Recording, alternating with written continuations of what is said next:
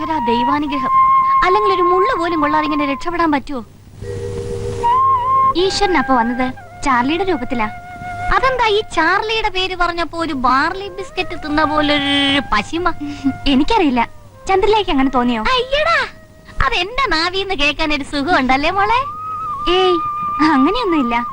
എന്നാൽ അങ്ങനെ എന്തോ ഉണ്ട്. ശ്രീരാമചന്ദ്രൻ വില്ലൊടിച്ച വിവരം പറഞ്ഞ സീതാദേവിയെ പോലെ കാത്തിരുന്ന കണവൻ കൺമുമ്പിൽ പ്രത്യക്ഷപ്പെടുമ്പോഴുള്ള ഒരു ആനന്ദ കുളിർ പോയിക. എങ്ങനെ അയ്യടി, അതറിയണമെങ്കിലേ ഞങ്ങളുടെ അനന്തപുരം അർദ്ധനാരീശ്വര തിയേറ്റേഴ്സിന്റെ ശ്രീരാമ പട്ടാഭിഷേകം ഡ്രാമാസ്കോപ്പ് വാനിഷിംഗ് ബാലെ ഒന്ന് കാണണം. കാണോ?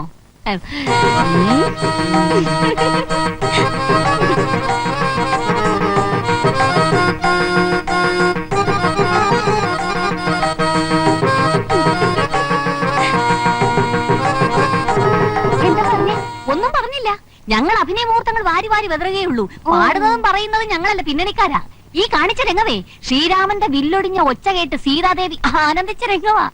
അപ്പോ ധീരന്മാരെ കണ്ട ഏത് പെൺകുട്ടിക്കും അയാളോട് ഇഷ്ടം തോന്നണം. തോന്നിക്കഴിഞ്ഞു.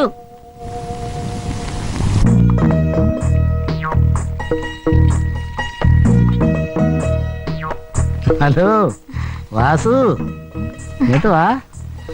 വാ വാസന്തി.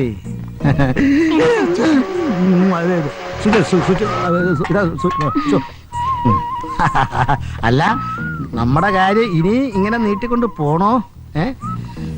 ഇപ്പൊ തന്നെ ലേശം നീണ്ടിട്ടുണ്ടോന്നൊരു സംശയം. അതല്ല, അതൊക്കെ അച്ചോട്ടൻ തന്നെ തീരുമാനിച്ചാ മതി. അതെ, ഞാൻ എപ്പോഴും റെഡിയാ. കൈ 4 കാശില്ലാതെ എങ്ങനെയാന്ന് കരുതിയ അതിനൊരു വഴി കണ്ടുപിടിക്കണം.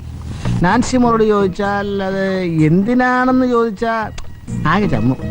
എസ്റ്റേറ്റിലേക്ക് പോകുന്ന വഴി നാൻസി മോളുടെ ഒരു ചെറിയ വീടും പറമ്പ് ഒഴിഞ്ഞു കിടപ്പുണ്ട്. ഒതുക്കത്തെ പറഞ്ഞ് അതിനെ എഴുതി വാങ്ങിച്ച മരിക്കും വരെ നമുക്ക് കിടക്കാൻ ഒരു കൂരയായി.